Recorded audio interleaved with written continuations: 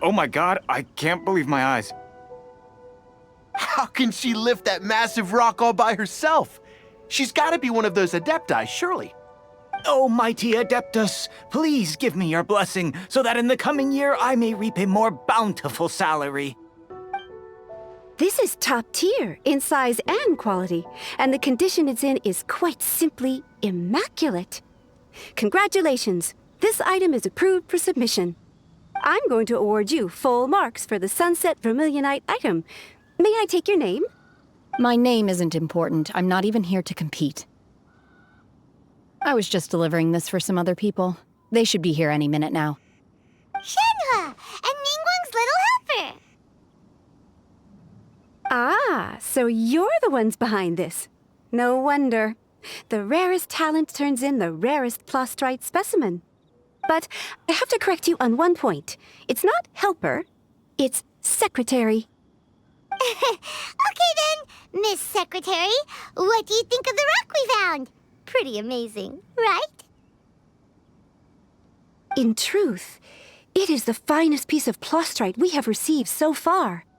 If everything goes according to plan, we will use this piece in the foundation of the Jade Chamber, which will enable us to proceed to the next stage of construction. As a side note, Lady Ningguang has rented some dwellings in the nearby area to serve as accommodations for the contestants. If you need a place to rest, you are welcome to stay there. Now, please excuse me. As you can see, there is still a lot of work to do on the building site. Shenhua, just now on the way over, pretty much everyone was singing your praises. Oh, really? What kind of reaction is that? So strange. Aren't you happy about it? Whenever Paimon gets praised, Paimon can't help but hold their head up high and break into a big smug smile. I've had similar compliments before. They call me an Adeptus, treat me with great deference and respect, as if I'm set apart from the common folk. Yeah, 'cause that's how Adepti are. At least the ones we've met are pretty unique and reclusive, too. Way different than normal people. But I am not... Shenhua?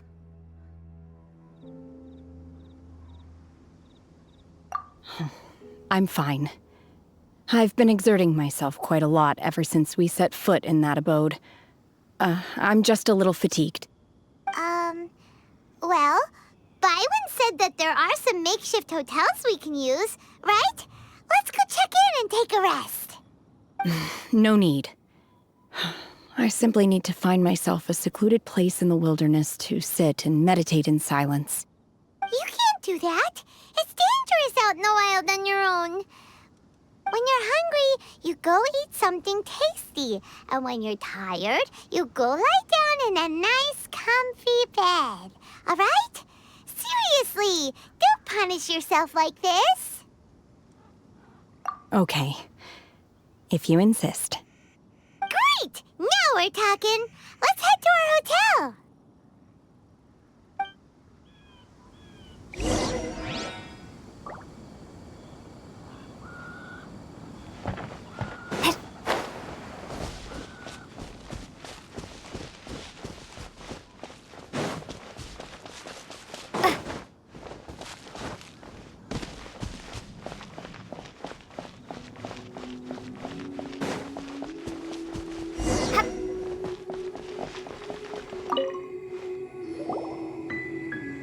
Hi there. Checking in, are we? You're just in time. We only have 2 rooms left. Since this was chosen as the building site for the new Jade Chamber, we've had a constant stream of people in this area. And not just workers either. Visitors, business people, tea sellers, all sorts. So, business is booming for me today. Very few vacancies. You're lucky you got here when you did. Great! One of your rooms is still being cleaned. I guess it should be ready within the hour. The other room is just at the door on the left. Here are your keys. All right. Hope you enjoy your stay. Please excuse me, I'll leave you to it. Shenhe, you should go get some rest. We'll hang around outside until the other room's ready. Paimon's gonna go see if there's anything good to eat around here. Paimon couldn't help but notice one of the guests walk in with a huge grilled chicken drumstick before. Let's buy one for Shenhe too. She can have it as a midnight snack, or save it for breakfast tomorrow. All right. I will head to my room for now. If you need anything, don't hesitate to disturb me. I'm a light sleeper. I will hear if you knock on the door. See you tomorrow.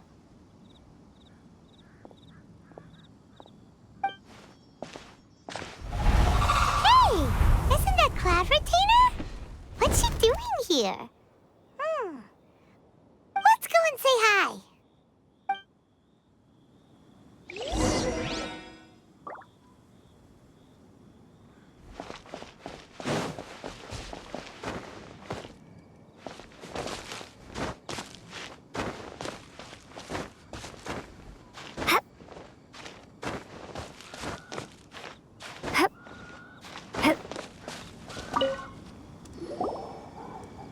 One trusts you have met Shenhe. So, are you getting along quite well? So far, so good. Yeah. So, you know Shenhe too, Cloud Retainer? Naturally. Save for Ganyu, who spends the majority of her time in Liyue Harbor. All the Adepti living today are acquainted with Shenhe to some degree. Cool.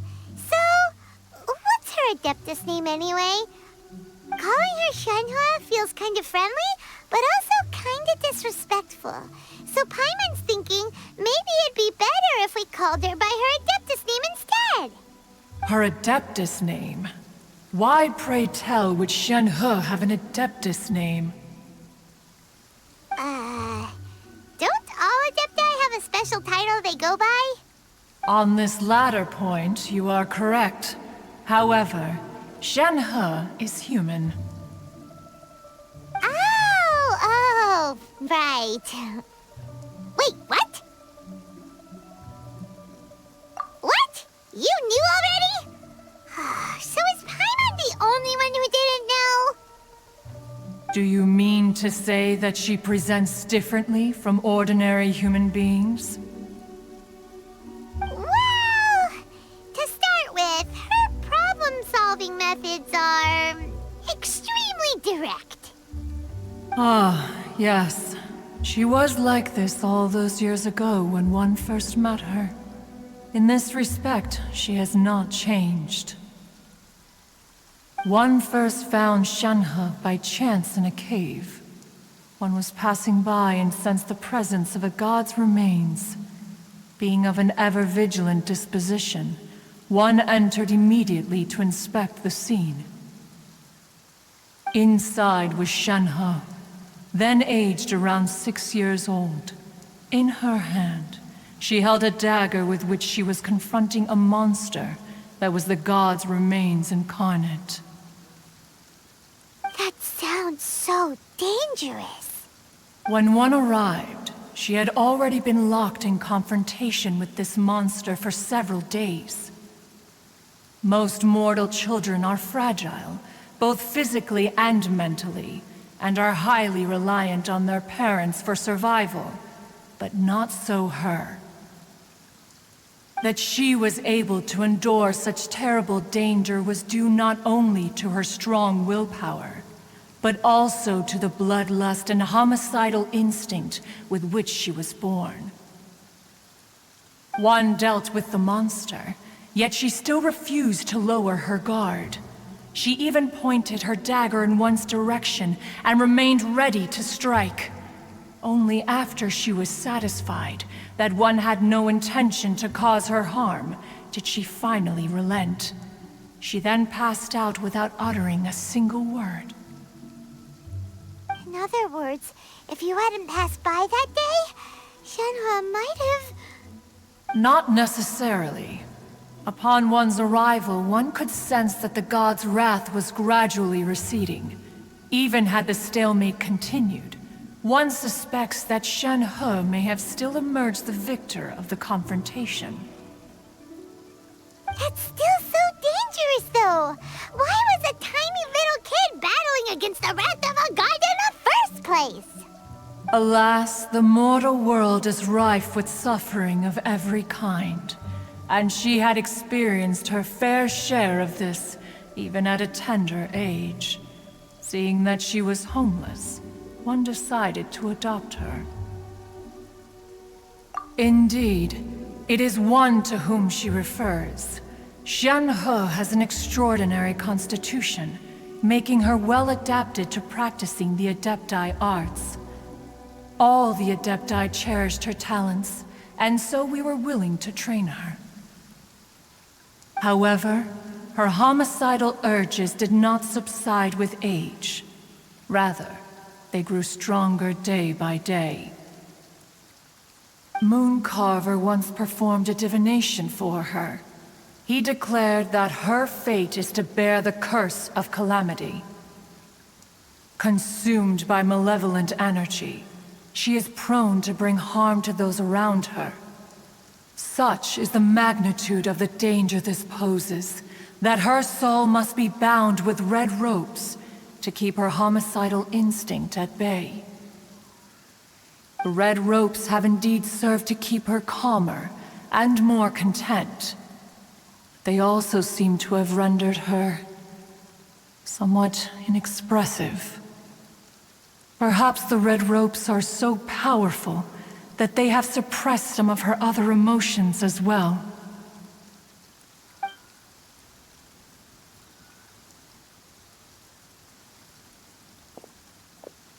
It is only by fate that people's paths may cross. Now that Shenhe's path has crossed with yours, please be sure to treasure the gift that fate has given you, and take good care of her. Oh, now Paimon gets it. You came out here to check up on Shenhe because you were worried about her, didn't you? Huh. You dare draw such a facile conclusion on the nature of one's present excursion? Incorrect. The truth is that while Liyue Harbor may seem peaceful today, danger is always lurking in the shadows. Ningguang once made a bold assertion that this is to be the era of the contract between Liyue and the humans. Well, one is most curious to observe how she will respond to the coming storm. If she handles it admirably, one is willing to be a witness to her achievements. But if she does not, the Adepti shall not hesitate to seize control. Let us conclude our conversation here for today. One has occupied enough of your time, and night is approaching. Be sure to get ample rest.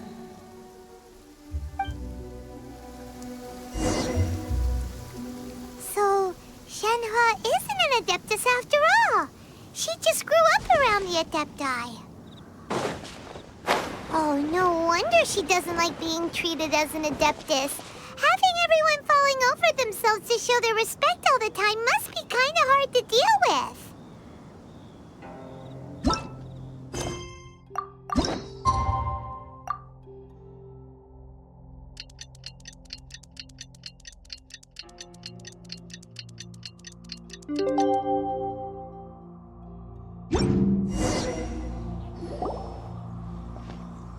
Hey! So, Shenhe... Master has relayed my situation to you, I take it. Oh? How did you know? I'd intended to wait until you came back before going to sleep, but I didn't hear you come in. I was worried that something may have happened to you, so I went outside to check and caught sight of my master. On top of this, you have been acting very strangely around me this morning, causing me to suspect that my master must have told you everything about me. After all, Master is very talkative. Sorry, Shenhua. Paimon had you down as an Adeptus this whole time, but it turns out Paimon was wrong. It's okay. I don't mind. The fault is mine for not explaining everything to you sooner, because in my experience, trying to explain is a futile pursuit. Still, though you mistook me for an Adeptus, you never treated me as distant and unapproachable. Instead, you treated me as you would a friend. For this, I am very grateful indeed. To be fair, we've met our fair share of real Adepti, too. Anyway, now it's settled. From now on, you're our friend. Whether you're an Adeptus or a human isn't the important thing. First and foremost, we're just plain old friends. Got it. Although I don't know quite what it entails in terms of what I have to do, I must say I like the title friend very much indeed. Great! Well, now that we're all rested up, we should start searching for the other 2 items on the list. But before we do that, let's go to the building site and ask Ningguang's little helper how the progress is going. After all, Sunset Vermilionite is so rare. Paimon doubts many competitors will really be able to find any. If it turns out some of them have given up already, we'll be able to take things a little more slowly. Oh, and another thing. We bought some grilled chicken drumsticks on the way back last night. There was a place just outside. Here's one for you, Shenhua. Try it! They're so good. I concur. It has a rich flavor, far more agreeable than those I've cooked for myself in the wilderness in the past.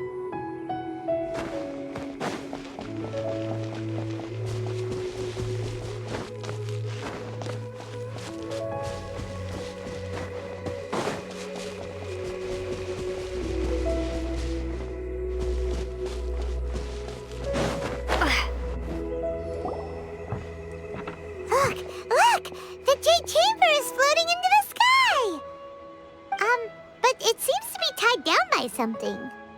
That's because it's not finished. Hey, Byron! And hey! People Paimon doesn't know? Given the enormous scale of the Jade Chamber, we split the construction work into 2 phases to make sure the structure remains balanced. Before we find some suitable plastrite, we build the Jade Chamber's keel at ground level. Once the plastrite is ready, we place it into the keel and let the partially constructed Jade Chamber rise up to the height of the surrounding mountain peaks. The remainder of the construction work is then carried out at that altitude. Once everything is ready, we release the iron tethers and allow the Jade Chamber to rise to its target altitude. Miss Bywin, we've brought some new materials to submit. One moment, I'll be right there. The construction work has only been able to progress this rapidly thanks to the plastrite provided by you. Lady Ningguang is most grateful and looks forward to seeing more of your work. Wow, can't believe you sourced the plastrite so quickly. It's the key piece of the puzzle. Looks like you beat us to the punch. Wait, I know you. You're the one who fought against the Fatuian Osile, right? Oh, sure enough, your reputation precedes you. Pleased to meet you. I'm Beto, captain of the Crux. Beto? Are you here to join the Jade Chamber contest too? Sure am. I happened to get my hands on a chunk of Sunset Vermilionite on a voyage a while back, so I figured I'd bring it over. Huh. So even though it's rare, we're not the only ones who managed to get a hold of it. Oh, I've got some introductions to do. This is the renowned Miss Yun, or Yunjin, probably the most famous figure in the Liyue opera scene. Greetings. These 2 are Paimon and the Traveler. I'm sure you've heard of them before. And this is... sorry, I'm not sure we've met. Shenhe. I am there. friend. Good to meet you. Well, from today on, I guess all of us are friends. Miss Yoon is also here for the contest. Turns out she needed to borrow a boat, so we came together. It's an honor to finally meet you both. I've heard much about you. Miss Shenhe, though we are only meeting for the first time, I have a feeling that we will get along very well indeed. To be honest with you all, I am in great need of this opportunity to ask Lady Ningguang a question. That's why I joined the contest. Thanks to my father's connections, I was able to acquire a specimen of the plastrite required. Fortunately, it was approved for submission, despite being a little on the diminutive side. Wow! So it looks like the three of us are competitors now. Excuse me for prying, Miss Shenhe, but are you competing as well? No, I don't have any questions for Ningguang. I just wanted to help her win. In that case, I have a proposal to make. Lady Ningguang said that the first 3 contestants to procure all 3 materials will be awarded the chance to ask a question. Well, there are 3 teams here. We can split the prize between us. Instead of competing against each other, we could work together to secure the top 3 places between us. What do you think? Sounds great, but how does that change things exactly? I think I see where you're going with this, Miss Yoon. The plastrite was the most difficult item to source by a long shot. Luckily, all 3 of us managed to get our hands on it. The 2 remaining items aren't quite so rare, so as long as one of us finds a way to source it, the other 2 can hop on the bandwagon. How'd I do? Is that what you had in mind? Precisely. Huh. Interesting approach. Okay then. All right, I'll go first. I have some leads on these wonder cores. From what I've heard, the core itself is really not that difficult to make. The hard part is getting hold of the ore used as raw materials. I'm gonna head back to the ship and ask Suling if he's heard of them. You guys... We will head into town and seek advice from Master Zhang of Hanfeng's Ironmongers. Thoughts? Wonderful. We'll split into teams then, and whoever makes progress first brings all of us a step closer to victory. I'm gonna take off. See you later. Okay, let's go! By the way, what question are you gonna ask Ningguang, Yunjin? I'm looking for a venue to host the performance of our new opera. Lady Ningguang has excellent judgment, so I would like to hear her opinion. Ooh, what's the opera called? Paimon wants to go see it. The opera is a labor of love by my father. He wrote it based on a popular urban legend about an evil spirit and an adeptus. It's called The Divine Damsel of Devastation.